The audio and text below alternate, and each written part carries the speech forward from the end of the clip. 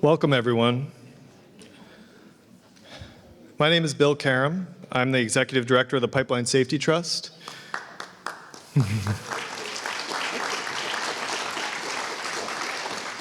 As you are all very aware, today marks 25 years since the devastating Olympic pipeline tragedy stole the lives of Wade King, Tsiorvas, and Liam Wood. The Pipeline Safety Trust was formed in response to this completely avoidable criminal failure to improve the nation's pipeline safety and prevent other families from going through the senseless grief that Wade's, Stephen's, and Liam's families have had to endure. So we have a program this evening to try to remember the boys and help the community process grief and pass the story along to those who weren't here. But before we begin, I'd like to invite Daryl Hilaire up to share a few words.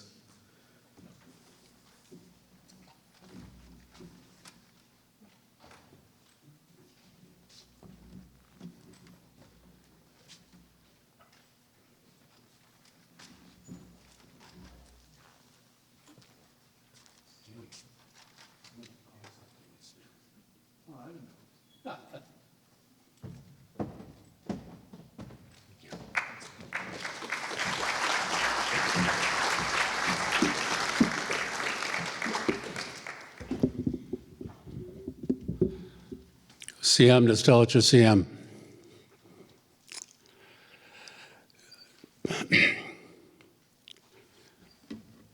Today we're putting our medicine together, and when we put our prayers together, that's medicine for the families. It's medicine for our community. It's a medicine for forgiveness. When we put our medicine together, it brings His Spirit into the room. And it's a spirit that's found in all living things. It's a spirit that's found in life. And it's our lives. And it's at this moment that we call upon a person like Mahatma Gandhi, who asks if this power is benevolent or malevolent. And in this moment, we know that this power is benevolent, because in the midst of death, life persists. In the midst of untruth, truth persists. In the midst of darkness, light persists.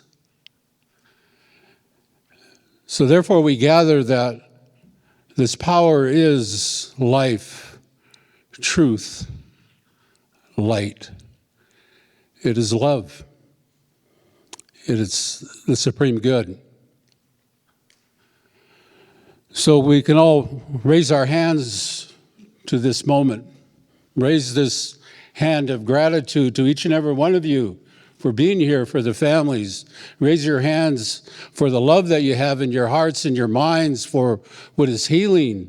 Raise your hands to the Creator for what is giving to all of us this life that we must carry on. And we give thanks to each and every one of you that are here tonight to bring your medicine, and give thanks to each other for standing up for what is good in our world, what is good in our life. So, Siam nostalgia Haishka.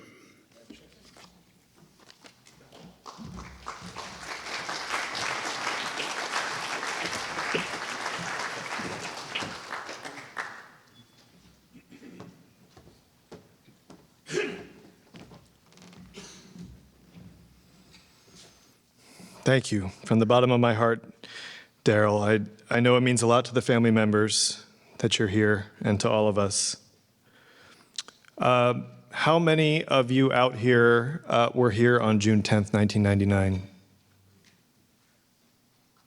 Yeah, a lot of you, but not all of us. I was not here in 1999. I moved here in 2020 to take over leadership of the Pipeline Safety Trust from Carl Weimer. Over the last week or so, we've hosted a series of events to honor the boys and remember that day. Along with our partners, the City of Bellingham, NC, Resources, and Whatcom Land Trust, we've offered a creek restoration project, a film and discussion at the Pickford Film Center, creek walks in the park, and an unveiling ceremony of new signage in the park near the water treatment plant. We're doing this, as I mentioned before, to help continue the community and the families process grief from that day 25 years ago, and to pass along the story to the so many of us, me and the rest of you in the audience who weren't there in 1999. Sadly, it's part of this community's DNA, and we need to make sure that the story doesn't get forgotten. I want to thank the City of Bellingham, who have been amazing through the planning of this remembrance. From the first phone call, there was never a, let me check with my boss, I'll get back to you. It was, what do you need? And you got it. We're in. Also want to thank Twin Sisters Creamery, Pure Bliss, Slice of Heaven Desserts for their donations of food earlier.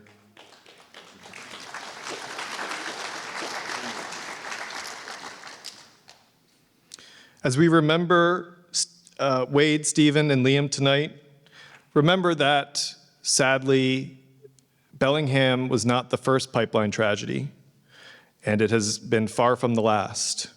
But Bellingham is the only community that truly did something about it.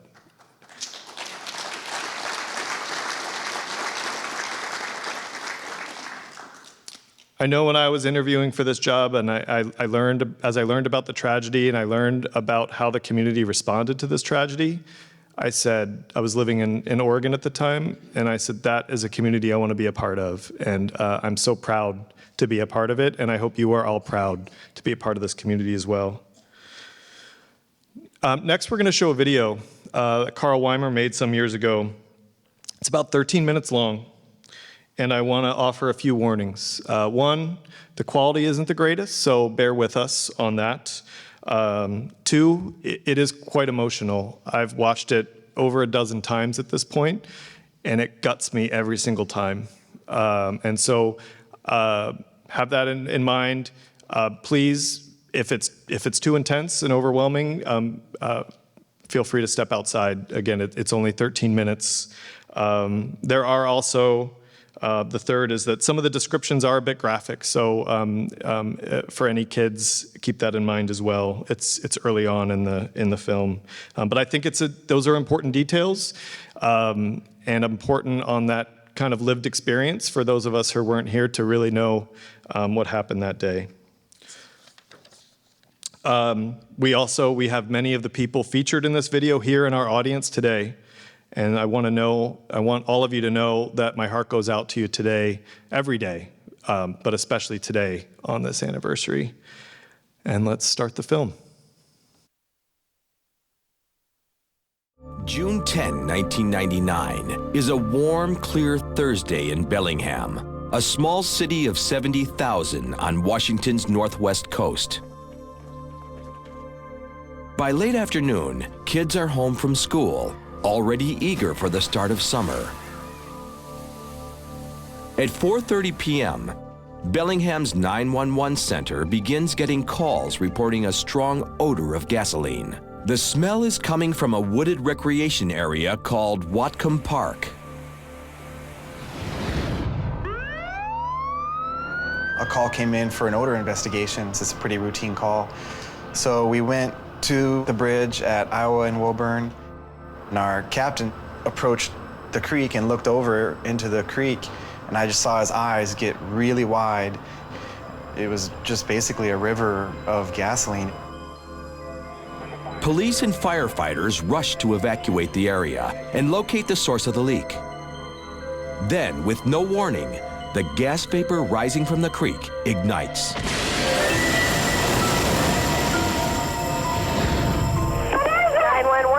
911, there's a big smoke. The smoke. Okay, Smoke. here, hold on. Below, and yes, I'd like to report an explosion. Okay. Top of Alabama Hill. 911. There's been an explosion. Where's it at? Down by, Seahome Village. Hello, have you heard about the fire on Alabama Hill? Yes, we have. My power just went off and there was a big boom outside. Right, we are on scene.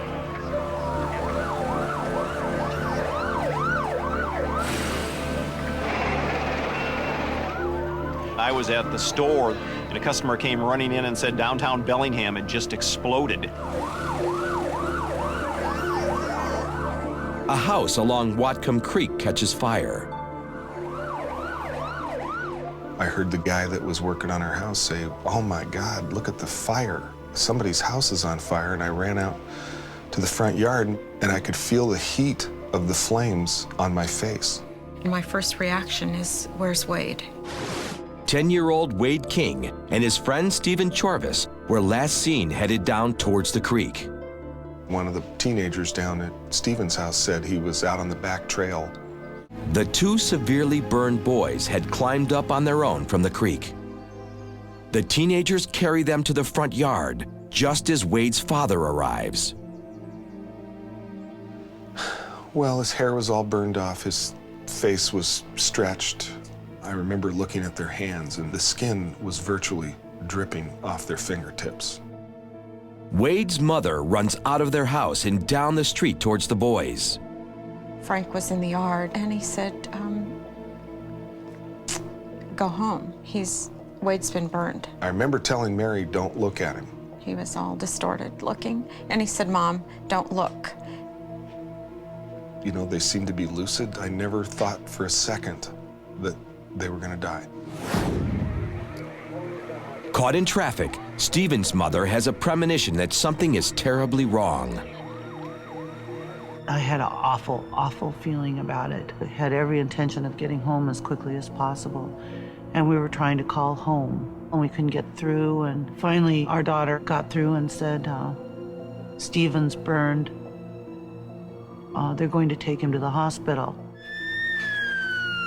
Both boys are burned over 90% of their bodies.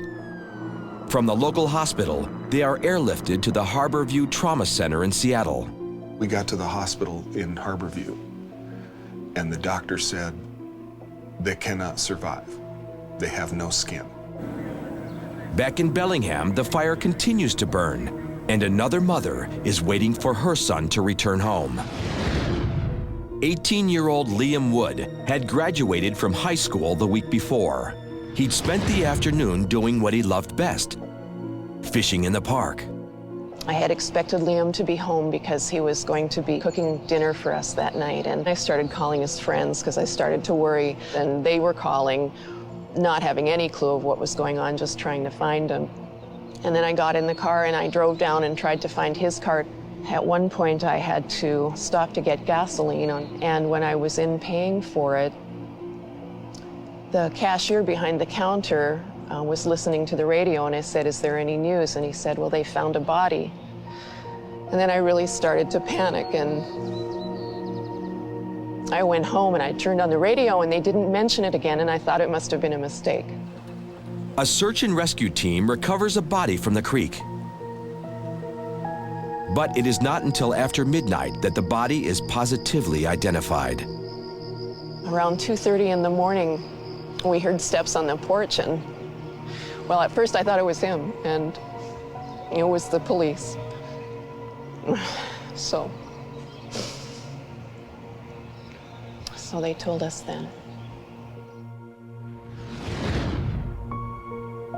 At Harborview Hospital, the two boys cling to life as their families stand vigil by their bedside. You couldn't touch him. You couldn't comfort him. There was nothing we could do but stand there and wait for him to die. My son loved baseball, and I didn't want him to suffer. So I told him there's a baseball game going on in heaven, and they needed a left-handed hitting catcher. Wade dies at just after 2 a.m. Stephen dies 5 hours later. In the days following the explosion, the town of Bellingham mourns its loss. Liam felt at home in places like this. Places like this were his sanctuary. It was just this incredible shock and this immediate sense of irony that someone who loved the environment, loved the outdoors so much, could be killed by something like a gasoline pipeline explosion in that place. I remember waking up the next morning and thinking, who would have ever thought that you'd be planning your son's funeral this weekend? And these boys, all three of them, were so much a part of this town. Everyone was shocked, absolutely shocked. We had no idea that there was a pipeline going through our community. Olympic Pipeline sends representatives to Bellingham to reassure the town that the company itself is doing everything it can. Right after the pipeline explosion, on one of the first meetings Olympic had with the community, they came in and their PR people were sitting at tables and they were giving out these little Olympic pipeline first aid kits. And here they've just blown up the town and killed people, and the one thing they're giving away is, 2 aspirin and a couple of Band-Aids. Less than a month after the accident, the company announces plans to repair and reopen the pipeline as soon as possible. The town's reaction is immediate. That was one of the most outrageous and ridiculous requests that I've ever heard in 17 years in public life. Every living thing in the creek had been killed. And Olympic Pipeline was already talking about putting the pipe back in the ground and getting it going again before anybody had any clue why the thing had exploded. Weimer and other concerned citizens begin a grassroots effort to stop the pipeline from reopening. The citizens of Bellingham really stood up to say, no, you're not going to start that pipeline. There was a petition drive that had 5,000 or 6,000 signatures on it. But what the town doesn't realize is that petitions and protests don't matter. Throughout the United States, local and state governments have next to no legal authority over the pipelines. To stop them, the people of Bellingham begin learning everything they can about pipelines. What they discover stuns them. We didn't know anything about pipelines at all, and we were real surprised to find out accidents like this were not really anomalies. They happen quite frequently. There are 2 million miles of liquid and natural gas pipelines in the United States. In the last decade, spills and ruptures occurred at a rate of nearly 1 a day. Dozens of tragedies like Bellingham's had happened throughout the country, but few of them got national attention. You would assume that a pipeline running through a community that has the ability to cause such a huge tragedy would be fairly heavily regulated. And that may be true with some industries, but when we looked at pipelines, that wasn't true at all. There were no national regulations requiring pipelines to be internally inspected. No regulations requiring leak detection systems. And there were no set standards for training pipeline employees. To make matters worse, local and state governments had no authority to do anything about the problem. That power rested exclusively in the hands of a tiny federal agency called the OPS, or Office of Pipeline Safety. The experiences of the last year have only strengthened their resolve to prevent this tragedy from happening somewhere else. I think it's time for us to assert our right and our responsibility as citizens to say, we need to think about the health and the safety of our children and of our teachers and of our parents and grandparents and our environment before we think about pipeline profits. Really, the only way to make this pipeline safe again and at the same time make other pipelines and other communities safe was to get regulations changed at the national level. They take their message to any government agency that will listen. Their efforts eventually lead them to Washington, D.C. to speak before Congress. The pipeline industry will never have as its bottom line the health and safety of communities. It is up to communities themselves and therefore their public representatives and government agencies to ensure that pipelines are safe. We would have to pay our way to Washington, D.C., and we would try to give our input, and we would have the ability to speak in front of the Senate, which was incredible for us. But what we'd realize was that there were 1 or 2 of us citizens in a room who knew nothing about pipelines, and we were surrounded by pipeline corporate CEOs and lobbyists who knew everything about it, who were there every day, who were being paid an enormous amount of money to influence politicians and being enormously successful at it. We were naive at that point that this was such a no-brainer when you looked at the lack of legislation and the lack of regulations that the Congress would just go along with us. So I don't think we knew what we were getting ourselves into. Despite the overwhelming odds, people in power are starting to listen. Even the pipeline industry itself begins to realize that things need to change. Bellingham is just one of those events that comes along from time to time, regretfully, where a safety situation has been ignored for so long that finally, all of the warts of the system are brought together in one horrible, horrible moment. In December 2002, a new Federal Pipeline Safety Act is signed into law. It mandates that pipelines be inspected every 7 years, sets rigorous training standards for pipeline employees, raises fines, and offers protection for industry whistleblowers. I think that the American public owes a great deal to the citizens of Bellingham. They were no longer a voice crying in the wilderness. It was, they went and basically have changed the wilderness.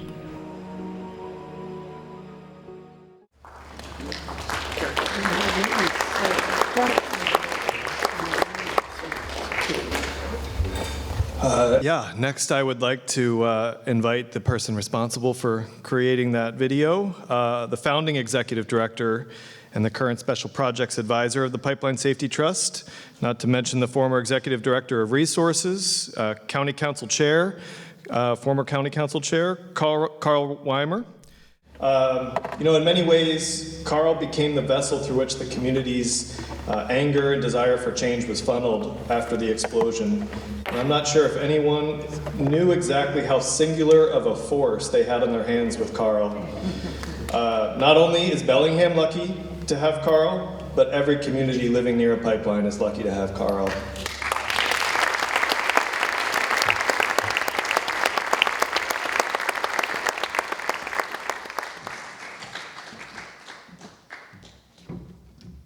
I brought my good friend Godzilla with me here, and I'll explain that in a second. I lost my notes somewhere earlier, so we'll see how this goes. I just want to thank everybody for coming out. One of the take-home messages of the Bellingham tragedy that is so unique when you compare it to other tragedies, and since I've been involved with pipelines for 25 years now, I've lived through lots of other tragedies, is the way the city of Bellingham and the citizens and our local government and leaders came together, joined forces, and said no to the pipeline company. Within a couple of weeks of the explosion, they were going to put the pipeline back in the ground and get it going again, even though they had no idea how it had failed. And the citizens of Bellingham said, no, that's not going to happen. A group called Safe Bellingham was formed. It was an offshoot of resources where citizens got together and started pushing back to the pipeline company. The city of Bellingham did a wonderful job. They had some leverage because of a franchise agreement. Mayor Osmondson was strong in that. Our congressional delegation, both sides of the aisle, Democrat and Republican, joined forces for pipeline safety. So the community lifted everyone up. And I think the main reason that worked so well is because the three families, it was amazing to watch. I was an insider and got to see it, stayed strong. What I've seen in one community after another, it's very easy for a family to go into their grief and let someone else do the talking. And if that someone doing a talking is a politician or a safety official, they get busy with other things. These families stayed strong, kept this in the media, and really, lifted up this community. So it was nice that a while later, the community could help take over and help those families move forward. Early on, one of the families, I think all three of them embraced it, went to bat for the idea of creating a national watchdog organization. You know, as they talked to the U.S. Justice Department as they prosecuted this case, and it was the only pipeline case up to that point where pipeline employees went to jail. But the families decided they wanted a national watchdog organization to keep an eye on both the pipeline industry and the pipeline regulators. And the Justice Department, as they started prosecuting this, was so aghast at the way the pipeline company had failed on multiple levels to fix things that could have prevented this tragedy, and that the regulators hadn't caught any of those things, that they joined with those families on the idea of creating a national watchdog. So when the case settled in 2003, $4 million was awarded to create the Pipeline Safety Trust. And on the day that that award happened, the federal judge, we didn't make this up, the federal judge was the one that made it up, compared the Pipeline Safety Trust as Bambi versus Godzilla. Godzilla, the oil industry, Bambi, the Pipeline Safety Trust. And we've kind of embraced that ever since. So I'm going to tell you some not very often told stories. People in this room probably don't know that. It's kind of a report back to the community of some of the things we've been up to in the last 25 years that you probably haven't heard about. I used to carry Bambi around with me. And I get called all the time to go to places. Early on, we didn't spend much time here in Washington State because the state legislature, the state utilities and transportation commissions stepped up. We probably had the safest pipelines of anywhere in the country. All of our focus was in Washington, D.C. So spent a lot of time on Capitol Hill. I don't know how many times I've testified to Congress. Congressman Larson is here today. I've testified to his committee a few times.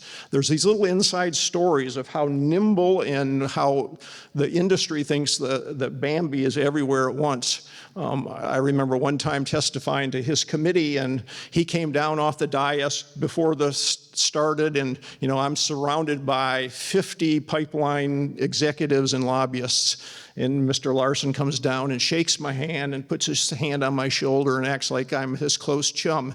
And if you've ever been to Congress, there's little rooms off the back side behind the dais where the Congress people come and go. And it's like, what goes on in there? It's some kind of weird secret room.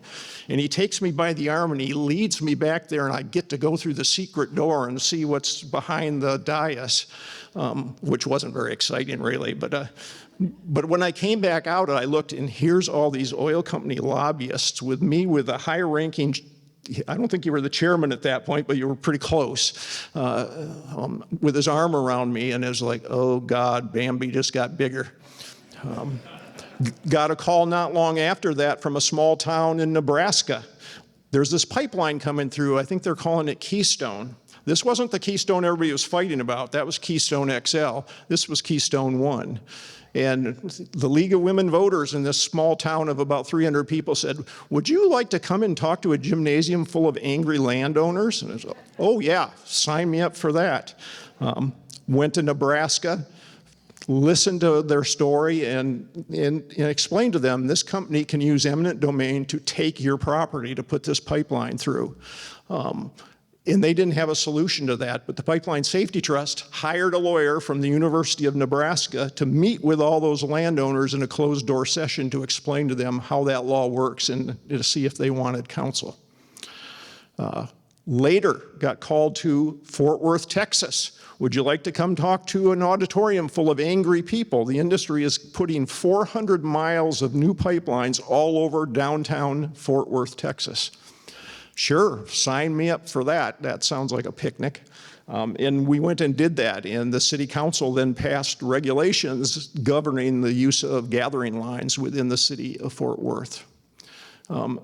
The most interesting story I had, I think, because it reflected so much on what happened here in Bellingham, is there was a spill in Salt Lake City, actually two. Chevron dumped oil into a creek that runs right through the middle of Salt Lake City, once in June and then again in November or December of the same year.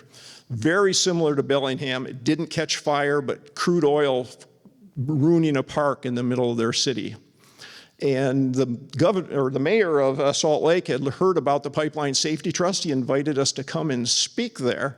to see if he could learn things about how we had organized in Bellingham that they could organize Salt Lake. And I got into the mayor's conference room, which is a really fancy room, and I thought it was going to be, you know, myself and a couple of his aides or something, and I get there, and it's the mayor, it's the governor, it's a bunch of legislators, a room full of about 15 or 20 high-ranking folks.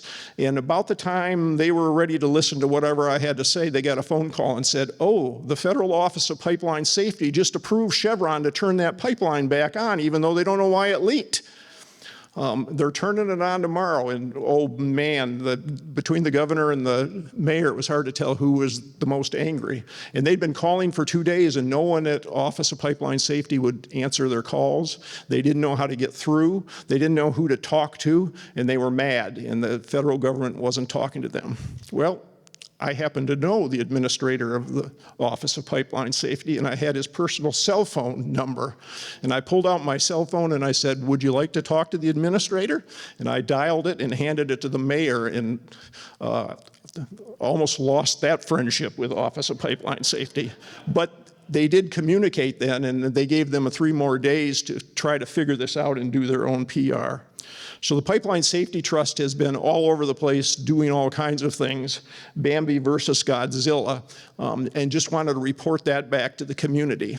The other take-home message is not only have we changed federal regulations, it's incremental change a little bit all the time. The biggest change came right after Bellingham. There was no rule at the time the Bellingham failure happened that if you put a pipeline in the ground, you ever had to inspect it again. That changed in 2002 when they first passed some pipeline integrity management that requires that. But there's been incremental change every 4 or 5 years since then, and it's frustrating and it's slow and citizens get really annoyed with it. But if you look at incremental change over 25 years, it makes things quite a bit safer. So that's kind of what the Pipeline Safety Trust has been doing on the pipeline side. Other things that the community doesn't realize about is what a touchstone pipeline of Bellingham has become for the pipeline regulators in the industry around the country. I do tours of Whatcom Creek and where the explosion happened all the time, and it's usually for industry groups. The Association of Oil Pipelines sends a group. The Interstate Natural Gas Association sends a group. You know, a big oil company will send a group. Last group that was here was the National Transportation Safety Board. All of their inspectors came and walked the creek and heard that and then reevaluated how they had investigated that. There's a big oil company based out of Ohio. Every member of their staff, when they start, has to watch a movie like this. They make them watch the Bellingham story, and they often come out here and then hear it directly. So, you know, I've become friends with people in the industry. Bambi and Godzilla actually get along sometimes and have those connections. And to some degree, we've wiggled our way into the industry and changed things culturally wise there. And finally, I just want to leave it with, there's still things to be done. Last year was the worst year for deaths from pipelines in about a decade. So there's more rules that need to happen. There's new types of pipelines coming online, CO2 pipelines, hydrogen in pipelines. The rules aren't very strong on those yet. They need to be strengthened. And there's lots of things that local citizens can do. You know, I've always thought that one of the reasons that Bellingham is so progressive when it comes to energy issues, both the city and the county have climate action committees working on how we can reduce transportation, reduce the use of the things that the fuels that flow through pipelines. I think part of that comes out of the Bellingham tragedy, that we're so active in those things. And those things all need to be reinvigorated right now. We need to double down. But our comp plans are being renewed this year. There's utility chapters that talk about pipelines. There's climate chapters that talk about what we can do to drive less. Citizens like all of you sitting here can get involved in being impactful in those discussions. One of the things the state did after the pipeline tragedy was they not only took over inspection authority from the federal government, they also formed a citizen committee on pipeline safety. It's the only state utility commission in the country that has such a citizen involvement committee where you get to talk about the rules and regs within the state. That committee was very active for the first 10 years, and of late they go begging to try to get citizens on that committee to pay any attention. There's a sign-up sheet out there, I think, that talks about the Citizen Committee on Pipeline Safety, and we need more citizens on that. We certainly need local government officials on that, and we need to force the industry to come back and sit down at that table too. So those are some things that we can all continue to do. There's much more to do as we think about climate change and how pipelines may enable climate change. So I just want to have you take that home with you and think about your part in it, because as this community has raised up to stop this pipeline, we can also make big changes around here on the way energy is plumbed in this country. I think that's about all I have to say, other than thank you again for showing up. We really appreciate that. You know, the community has lifted me up, and as I ran around with Bambi shooting my mouth off in places all over the country, it was because I thought of the parents that I had to testify next to and got to know really well, and how much this community cared about that. And that's what gave me OCD and got me going on all this pipeline stuff. So appreciate it. Thank you.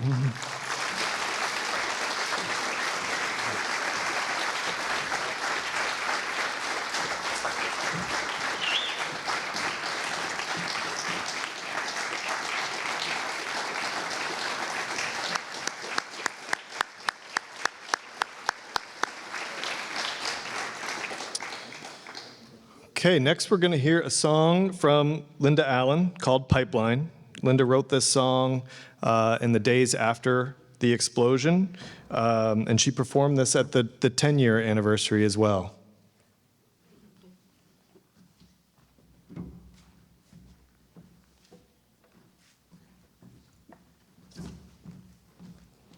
Well, I remember that day very well. I saw this cloud from our house on Utter Street, and I thought, oh, that's interesting. Wonder what's happened.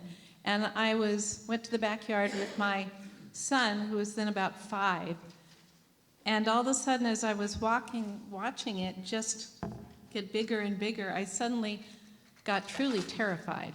It's like, what is in that?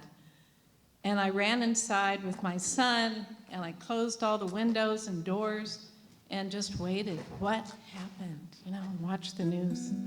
So I'm sure I wasn't alone on that. It was a terrifying day. So a little after that, I wrote this song. We remember how it started. Flames of smoke and fire that grew and grew. We knew a dreadful thing had happened. We grabbed our kids and waited for the news. A pipeline can demand an awful price. For whose convenience did we sacrifice? We remember 3 young boys who died in the sweet lands and the waters where they played. We will not sacrifice our children, will not sacrifice our lands. We'll remember that sad day. We'll hold each other's hands. We will shout into the sky till we're weary of the sound. Only we will choose what's buried underneath our town. We believed our homes were sacred. Never noticed that the pipes were made. We believed all that they told us. We believed until that awful day. Now we believe that it is up to us. There are those we know we cannot trust. We believe we put our children first, and the sweet lands and the waters where they play. We will not sacrifice our children, will not sacrifice our lands. We'll remember that sad day. We'll hold each other's hands. We'll hold each other's hands. We will shout it to the sky till they're weary of the sound. Only we will choose what's buried underneath our town. We will not sacrifice our children, sacrifice our lands. We'll remember that sad day. We'll hold each other's hands. We will shout it to the sky till they're weary of the sound. Only we will choose what's buried underneath our town. We remember how it started.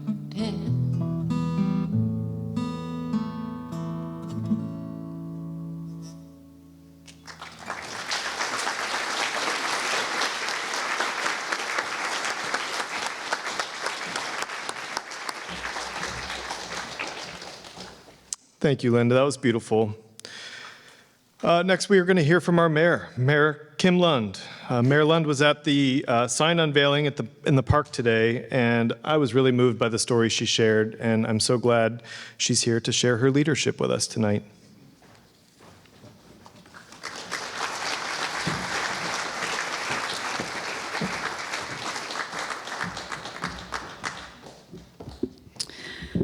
Good evening, everyone.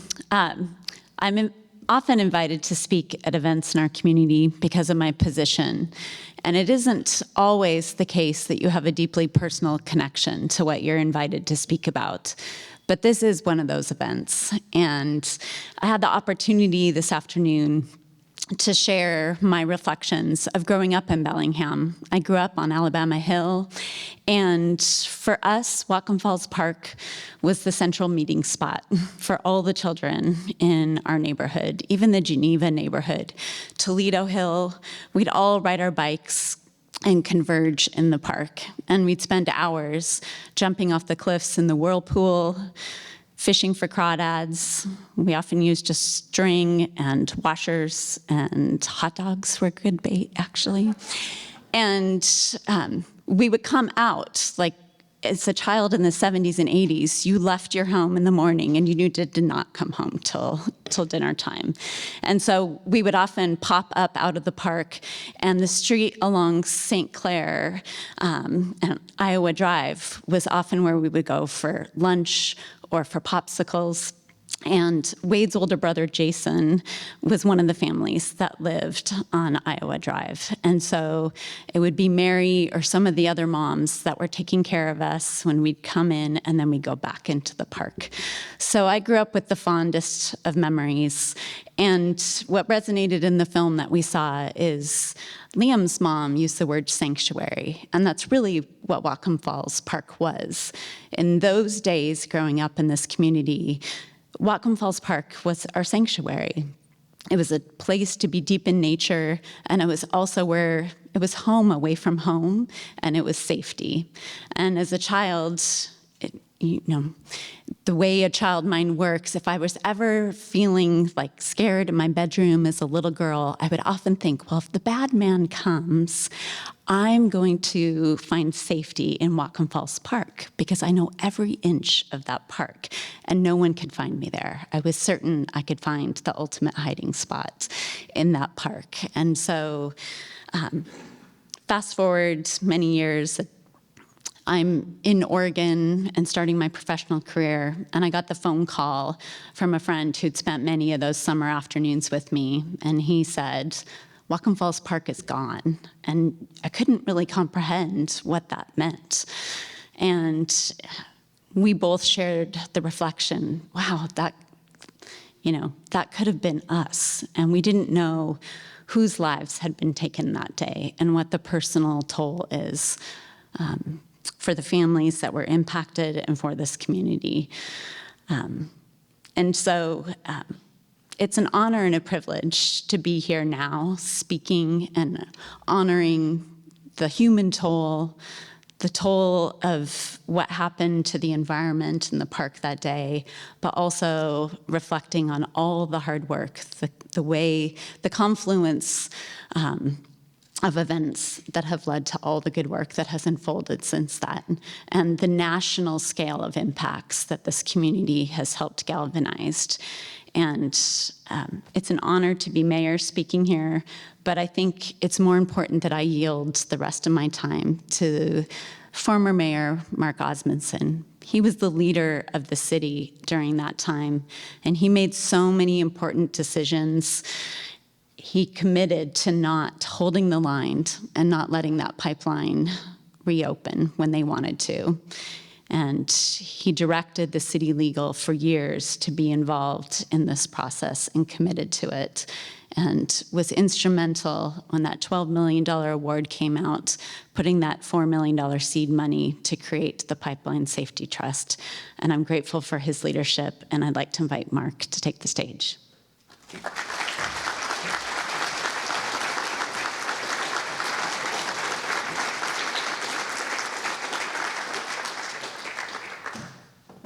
I'll try to bounce up here.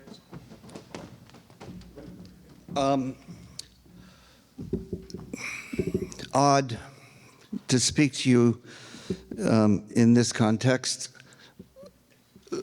Frank and Mary, Marlene, Bruce, Catherine, Skip, horror that may not be with you every second of your life, but will never go away. The most consequential thing about this tragedy is the impact on the families, the relief probably on the part of the families whose children regularly played in the park, but the fear engendered and the way they could identify with the unbelievable losses, the losses experienced by our families. Bellingham is a unique community. Like Mary Lund, I was born in Bellingham. I've seen it change a lot, but one of the things that has not changed is that we are a community that is supportive of being the best that we can be.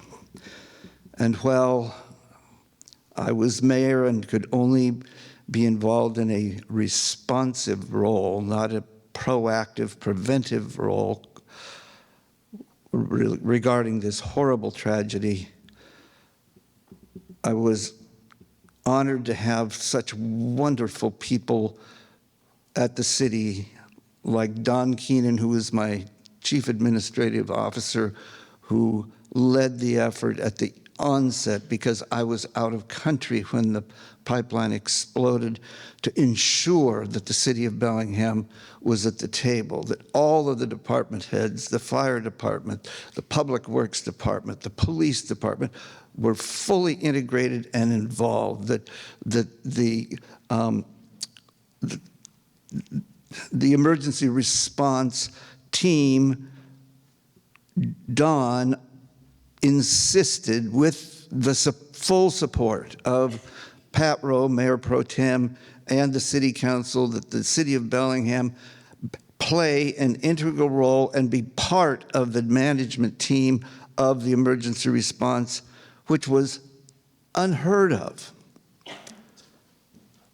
Bellingham as a community, the parents, despite their horror, the awful suffering, they steadfastly worked together with Congress, Senator Murray, even Senator Gorton, even Representative Jack Metcalf, Congressman Larson's predecessor, were all supportive of doing everything that they could, which in Metcalf's case wasn't much, but in the Senate, it was actually essential that Senator Gorton be on our side, and he was from day one because it was a Republican Senate at that time. And Senator Murray was absolutely instrumental all the way through from the moment we started, about 8 days after the event, our first lobbying efforts in Washington, D.C. until the ultimate outcome. The Pipeline Safety Trust, the predecessor Safe Bellingham, and all the community, and most particularly the suffering families who cared more about protecting people all around this country than they cared about just simply grieving, which is a place most people would expect they would go. The pipeline company anticipated opening this pipeline in such a short time. And the only reason, as Carl mentioned earlier, it's federally regulated. There's no state authority. There is now some state authority, but there was no local authority. But the pipeline company was not only inept in their operation of the pipeline, they failed to renew the franchise to utilize City of Bellingham property for the pipeline, which allowed us to exert great pressure on them. And this pipeline was closed down longer than any liquid fuel pipeline in the country. And I believe it was 8 or 9 months, we were required that they do hydro testing of the pipeline, which revealed another leak. The pipe burst just south of the middle school, Colshan Middle School on Lakeway Drive.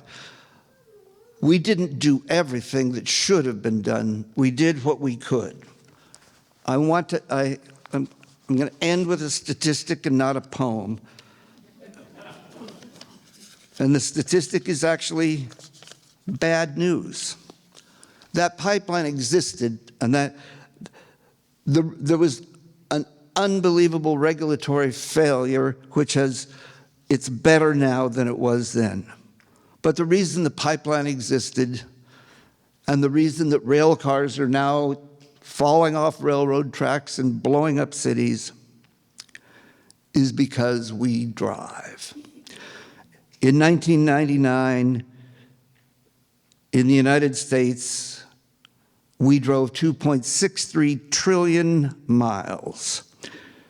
In 2023, we drove 3.19 trillion miles. And that number is lower than it would have been because there was a significant drop during the pandemic, and employers discovered that they could get their employees to use their homes as an office space instead of paying rent.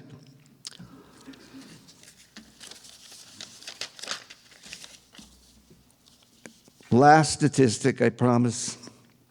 In 1999, in the United States, 8,431 barrels, 42 gallons per barrel, of gasoline was sold.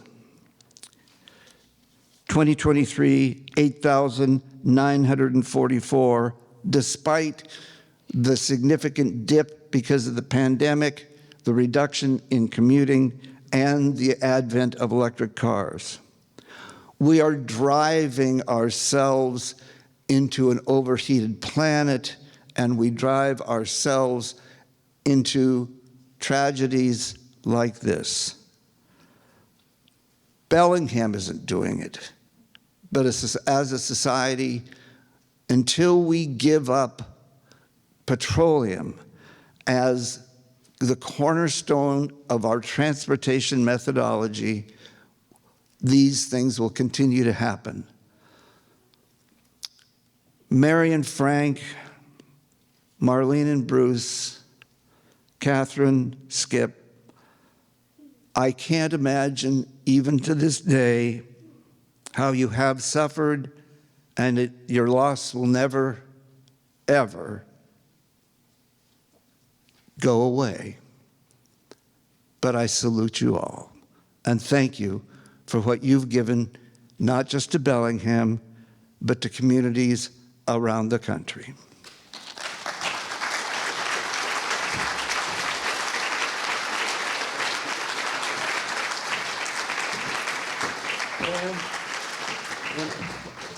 And I will now do what I forgot to do. I would really like to introduce Representative Rick Larson, who at the time of this explosion had the Olympic pipeline going through his jurisdiction as a county council member, I believe, in Snohomish County, and who very shortly thereafter, I think in the year 2019, when were you elected? Was it 2000? 2001? 2000, was elected to the House of Representatives and was, again, an ardent supporter of the Pipeline Safety Act, Revision Act, Improvement Act of 2002 and subsequent pipeline legislation. He's been a wonderful representative for our community since 2000. And welcome, Congressman.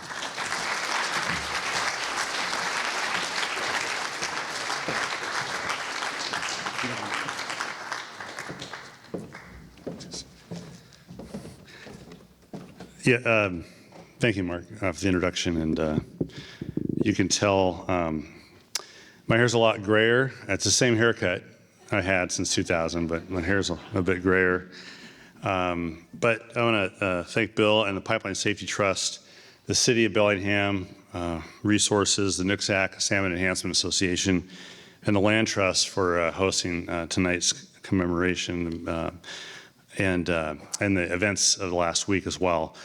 To the Mayor and Mayor Lund and Carl and Bill, again, thank you for sharing. And to Daryl, Daryl went for your moving prayer, and to Linda for your song. Every day I know it's hard for the families of Liam and Wade and Stephen, the young victims who went to Walking Falls Park like a lot of kids in Bellingham did for a long time. On that day, as they'd done many times before. And so my deepest condolences really to the families and your loved ones as well. Today's though another reminder of the strength and resilience of the city of Bellingham in the face of that horrible day 25 years ago. For me, June 10th, 1999 started as an ordinary spring day. I was on the county council, as Mark mentioned, and I was in Seattle for some reason. But I was traveling northbound on I-5, just north of Seattle when the news broke. When the news broke, not much was very clear, obviously. But the costs became very clear quickly thereafter, in lives lost, and the environmental damage, the property damage, and the trauma to this community. The pictures and eyewitness accounts from residents and first responders still tell a very harrowing story, as we saw in the video. But that day spurred my commitment and other people's commitment, which has been steadfast for 25 years, to the highest level of pipeline safety that I can get out of Congress. I was elected to serve as a member member of Congress of the House, representing Bellingham in November of 2000. And I think in the next week, 10 days after that election, I was in DC for orientation. And I was invited by Jim Hall, actually, the chair of the NTSB, to go to their hearing. They were having another hearing on the report on pipeline safety. And I remember walking in I had a green suit, a little off-green suit, very baggy at the time, very, very 2000s in terms of style. And I mentioned the color green because the rest of the room was full of people in black and blue, dark blue suits with starched white shirts and very, very strong ties. Basically a room full of lobbyists at the NTSB hearing. And then Jim introduced me just said I was there, and I got a lot of people turning around and looking at this new member of Congress from Bellingham, Washington. And that was sort of my introduction to at least what I was going to have to put up with. But it was very clear to me, and still clear, that the strength of this community was going to help me be strong in Congress. The community strength provided me the strength to act and keep acting. Your input, as has been noted, has influenced pipeline safety nationwide. With the help of moving testimony and advocacy from victims' families, and from Safe Bellingham at the time. I was reading this speech, reviewing this. This is at the turn of the century. And it's like it was 125 years ago. I guess we can talk about the turn of the century. It's been that long, but you've been at it that long, and soon enough, 2 years later or so, a little less than that, Congress passed and President Bush signed into law the Bipartisan Pipeline Safety Act of December, and he signed it in December 2002. Your stories and testimony injected humanity into this legislative process. That is often lacking still in Washington, D.C. But humanity has, I've tried to make humanity an integral part of that story every time we re-up the pipeline safety bill. And I always get a chance for an opening statement, and I always go back and review what happened in 1999 for the committee members, so they understand that I'm just not doing this because it's a fun thing to do, or I like to stick it to the pipeline companies. Like, this has real impacts on people's lives if we do the right thing, and the folks need to know that. And many thanks to the personal testimony of family members who've come to Congress to testify, and from Carl as well, and Bill most recently. But because of that testimony and because of the past efforts, Congress is now working on bipartisan legislation to build on the Pipeline Safety Act of 2002 and 2006 and the Pipes Act and so on. And we passed a bill out of our committee in December of last year, and we're waiting on a few other committees to get their work done as well, including changes to how we regulate hydrogen pipelines and CO2 pipelines as well. But as Bill noted in his testimony before my committee last month, Congress has a long way to go to get to zero pipeline safety incidents. But the best way to cut through that noise in DC and get Congress to pay attention is to continue to tell your stories. They have to be part of sometimes they're hard to tell, but they have to be part of what Congress hears as we move forward on these issues. I'll say it again a different way, but you all bring the voice of humanity to what would otherwise be just another policy debate, and we need to hear that voice of humanity. It's important that we hear that. The community chooses to remember this day in many ways, through gatherings like this, through quiet prayer or song, through a memorial walk or a habitat restoration project at the park, or through fly fishing, enjoying the outdoors as Liam, Wade, and Stephen would. Each remembrance holds a purpose, it holds meaning, it holds strength, and it is this community's strength, that provides the moral compass for continued action on pipeline safety, and I want to thank you for that. Without it, we wouldn't be where we are. We'd be far behind where we were. So I want to thank you for that, and I want to thank you again for inviting me this evening to be part of remembering. Thanks.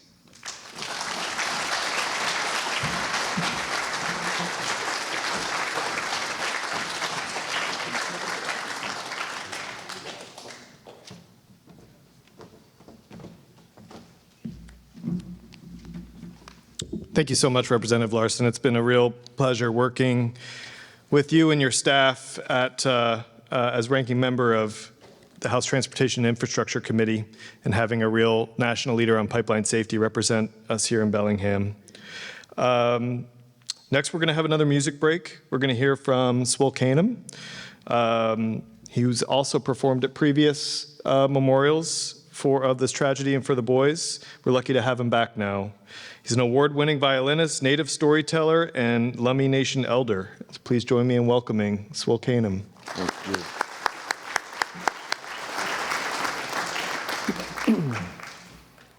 Is Daryl here still? Did Daryl leave? He's back here. Oh, darn, I was going to talk about him. I guess I won't do that, no. I was adopted away from the Lummi tribe. I was raised in privilege on Alabama Hill, Crestline Drive, big view of the city. I was told I was less than because I'm Indian, that I wasn't smart enough to play the violin, so they wouldn't sign the parent permission slip. My fourth grade teacher, Kathy Dorr, my hero, she forged the parent permission slip, which allowed me to play the violin.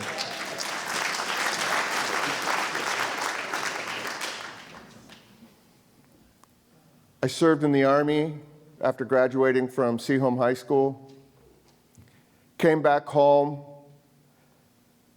and I knew enough to spend time with my elders, to ask them the questions. And I remember many times, especially on Saturday mornings, I'd go in and I'd talk to my Uncle Art Lane, Similano. And I'd ask him questions like, what are we going to do about all these white people?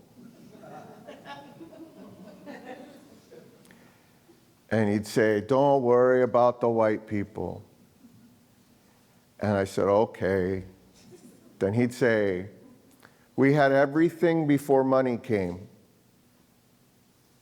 I said, don't you mean white people? And he said, no, money came first. It affected our agreements with our neighboring family members and tribes. We started arguing amongst each other over harvesting and taking too much for the sake of money so they could buy things that were good for their family, tools. So money came before white people did. And then I began to ask him other questions. And I remember it was usually during basketball games, and he was giving me answers to one of these questions. And I said, oh, you know, Uncle, I really want to hear what you have to say, but Whitney Houston's about to sing during the halftime or something, or during and he goes, Whitney who? And I said, Whitney Houston. She's the most beautiful woman in the world, and she sings this most amazing song about the children. The children are our future. Teach them well and let them lead the way. And he goes, so she's beautiful, talented, and a liar? I was, Uncle. He goes, the children are not our future. We don't put the burden of the future on children. That's our job as elders. It's my words that you will remember in the future. I stand here today sharing with you the words of my elders. This is the future of that day. That day we'll never forget. If you weren't here, you'll always hear about it.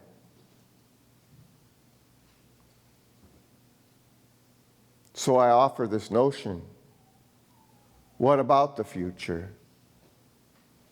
It is our responsibility to hold the future up for the children. As elders, it's our responsibility to make the essential changes in the world.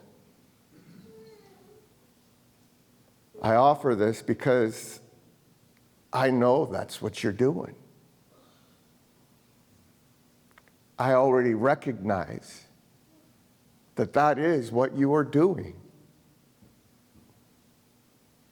And I can't not say this one thing. You, just by sitting in this room, are an answer to my ancestors' prayers.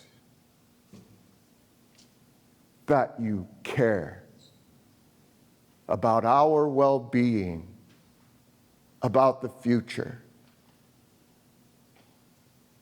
It touches me in a beautiful way. It heals the wounds in my heart from my childhood. It gives me hope. In the Lummi language, someone held in high esteem is called CM. We raise our hands when we acknowledge a CM, Haishka CM. That's thank you, friend held in high esteem. That's Chalaka CM, family. We're related to the moment. We are family in our own way. We talk about the spirit of Whatcom Creek. I want to share something with you that's really important to me. The noise of Whatcom Creek taught me to listen, to hear, to answer a higher calling within me. It's still doing the same for each and every single one of us. This is a piece I wrote in honor of every CM here. It's called CM.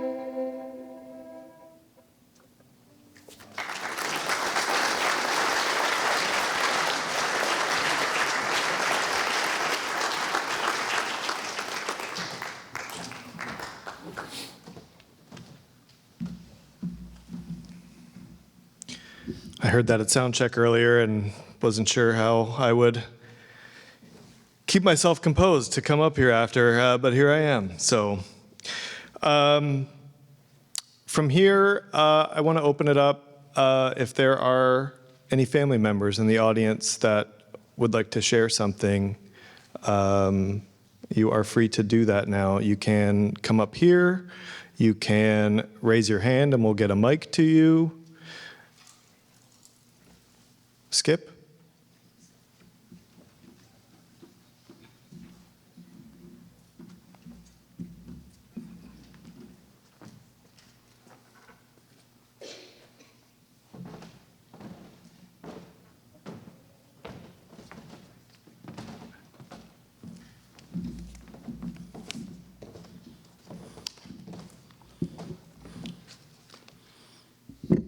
Good evening. I don't usually speak at events like this, but this one means a lot to me. I remember a lot about the actual day,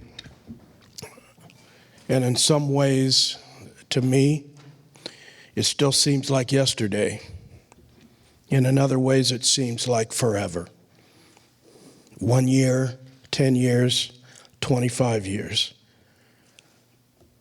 And one thing that I've come to understand in my lifetime is that in the pressure of an immediate moment like this, the path forward is not always clear at the moment. But as time moves on and events transpire, that path becomes very much clearer. And our role in making progress begins to surface. In this instance, that role was to make sure that another tragedy like this didn't happen again, and keeping our community safe from the negligence that made this tragedy happen.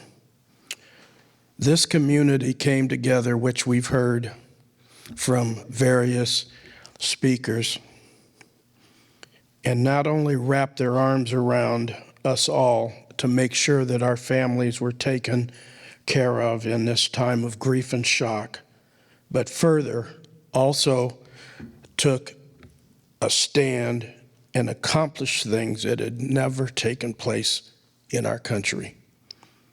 As you've heard, we shut the pipeline down for an extended period of time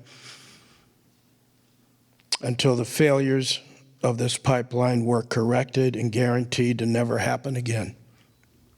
Not just in Bellingham, but this pipeline runs all the way down to Portland. So throughout the whole state of Washington. And as you've heard, other communities have these same events. And after, as Carl said, after a couple of news cycles, it's life is normal, life goes on, and that didn't happen here. Our work led to the development of the Pipeline Safety Trust, which was an independent watchdog group for the pipeline industry. Unprecedented, but necessary. And the funding for this happened through the judicial process against Olympic Pipeline with broad support of you, our citizens, many layers of government, including the city of Bellingham. And thank you, Mark, for making that happen. I remember the conversations you and I had back then about some of these dynamics and things. Funding for something like this happened for the first time, and it hasn't happened since. I remember meeting some people at the first pipeline conference in New Orleans who were employees of some pipeline companies in other states who offered their condolences to me personally. I didn't even think they'd know who I was. And they also expressed to me directly their feeling that something like the PST was needed. Now, I don't know how far up the corporate ladder they were, but when they said that and I listened, I soon realized through those brief discussions how unregulated this industry really was. And no outside oversight was in place. And because of the Pipeline Safety Trust, I believe it's now recognized worldwide as an expert in some of these areas of pipeline safety. This community, as a response to this horrendous tragedy, with their strength and endurance, made this happen. And as time goes by, it's easy to let these memories fade, but we can't forget that through our strength and the strength of our community that we persevered through the immediate shock, looked at the long term, and saw what needed to be done. And in so doing, made the world a little better and a safer place to live. For that, this is something we, and I mean all of you who are here tonight, as well as the rest of our community, this is something that we can be proud of. And I and my family, as community members that were severely impacted by this tragedy, are eternally grateful for that. And we will always remember that day and what followed as a result. And so thank you very much for all of that.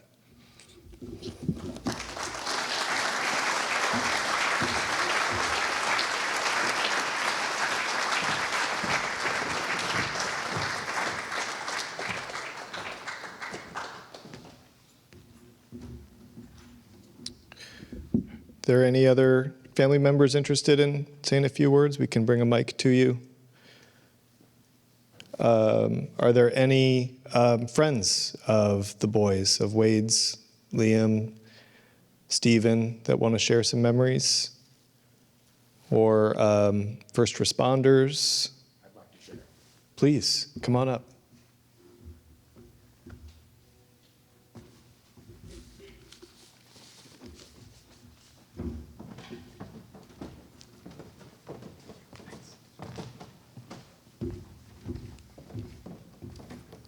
How's it going, everybody?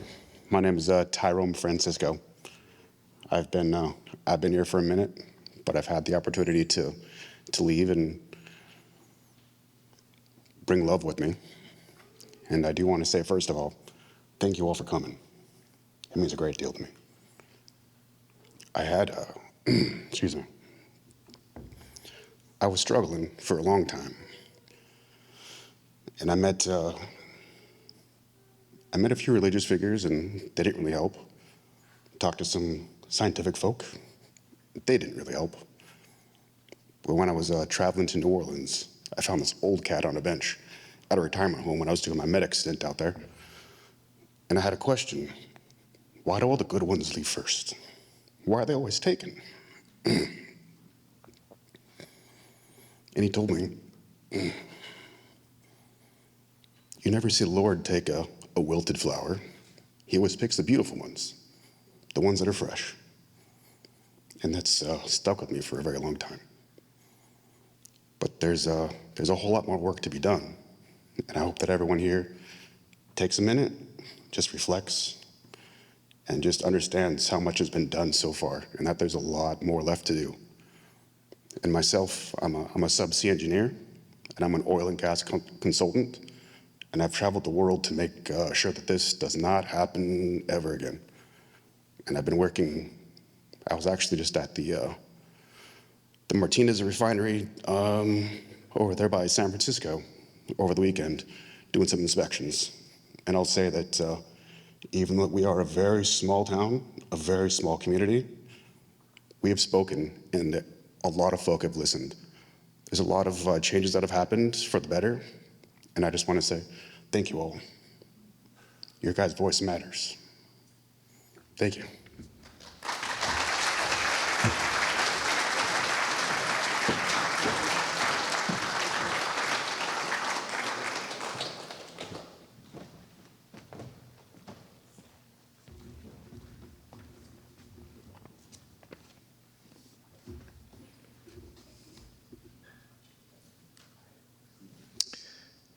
Okay, we're coming up right about 8 o'clock, so unless there's somebody with a, please.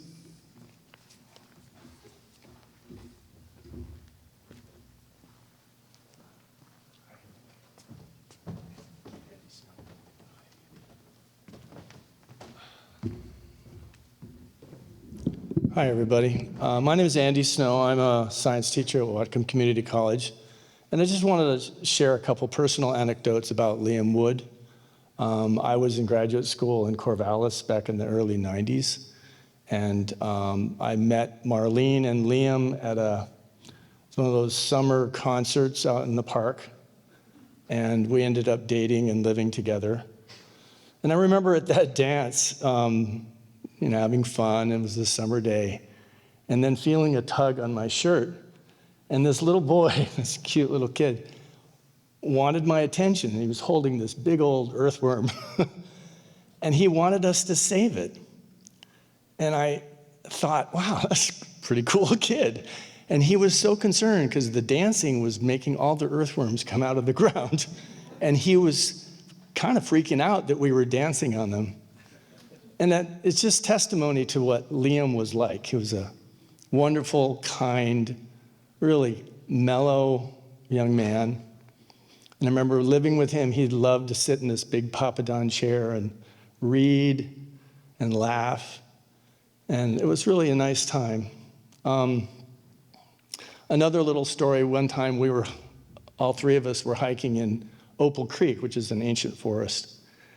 And Liam was about 30 meters ahead of us on this trail. And a bear cub crossed from that side to that side in the woods. And as we approached the place where this cub had crossed, the mother bear growled. And there was this moment where two mothers realized that we were going to come and that somebody was going to come between them and their cub. And without any thought, Marlene, who was running marathons at that time, sprinted to her child as the bear went this way. And I stood for a moment and thought, wow, the power of a mother. Never get between a mother and their child. And Marlene would do anything for her child. She raised a wonderful young man. Liam became, an 18-year-old. He was smart. He was accomplished. He was kind. He cared about the natural world and people. And I know that Marlene would have done everything to save him.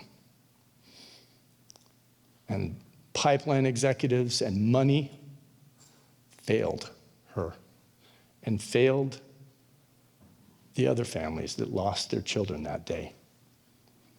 And ultimately, if you think about it, it is us who somewhat failed because we are the ones that are addicted to carbon. And I feel so lucky to be part of this community and to hear all these eloquent words that people are caring about the future, building a future, and thinking about how it is that our lifestyle connects to the natural world and sometimes creates great tragedy. So, thank you.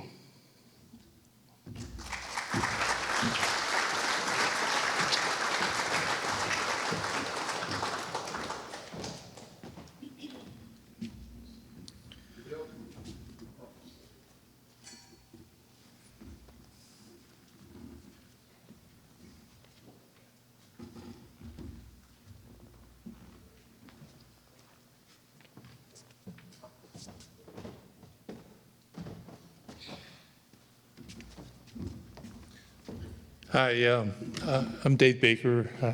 I was a practicing neurosurgeon for 34 years here in Bellingham, currently retired. I had the honor of coaching Wade King, and I'd like to just relate a little story about him, because he was just a wonderful, wonderful kid, and I feel honored to have had a relationship with him as his baseball coach.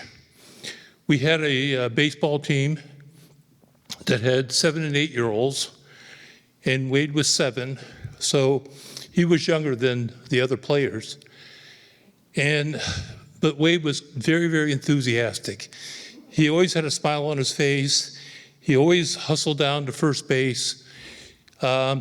He always lit up with funny anecdotes for the rest of the team to laugh at.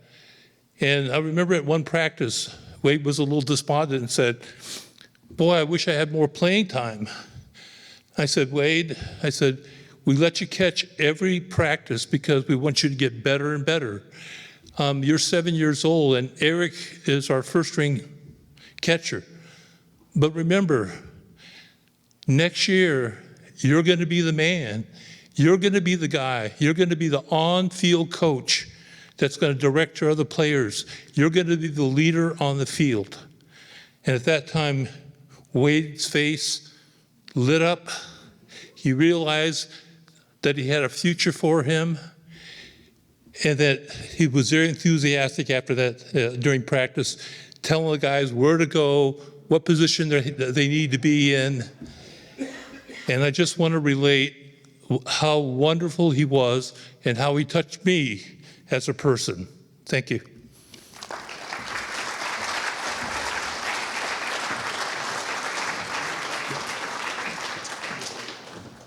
Don't leave for a second.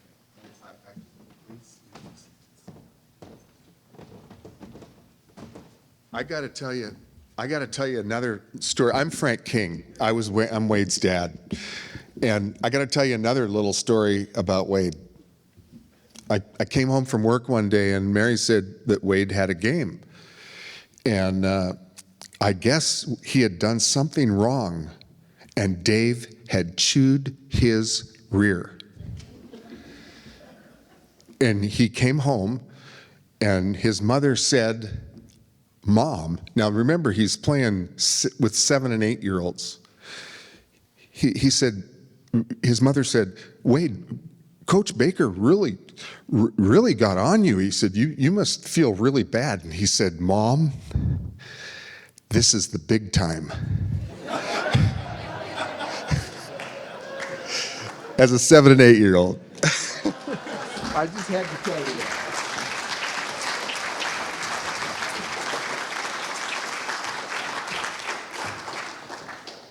Can I say something real quickly?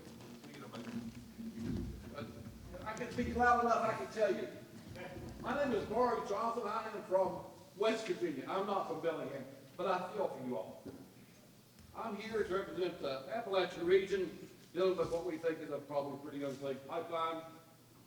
Of my friend Bill Lippers, who Bill knew very well, who passed away, created a group called the Pipeline Safety Group for our thing. What you all done, our region, I'm here, I traveled here for this. I done some other things like down on the West Coast, but I came here for this to tell you all how grateful we are for what you all did 25 years ago.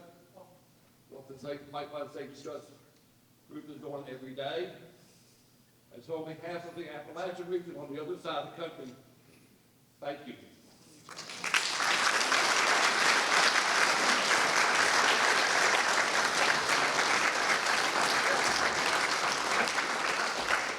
Yeah, thank you so much, Maury.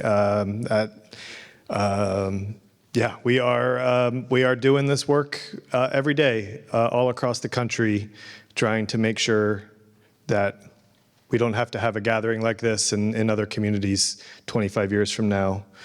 I really want to thank everyone for engaging in this dark, difficult chapter of Bellingham's history. I hope that those of you who were here feel the love and support of the community, and it's lifted you up on this difficult day. I hope that for those of us who weren't here, maybe the next time we're walking in Whatcom Falls Park and we see those signs and we're with somebody who also wasn't here, we have a story to share with them about what happened here 25 years ago. And I hope that we all have a bit of pride as a community of how you all and we all have responded to this loss and tragedy.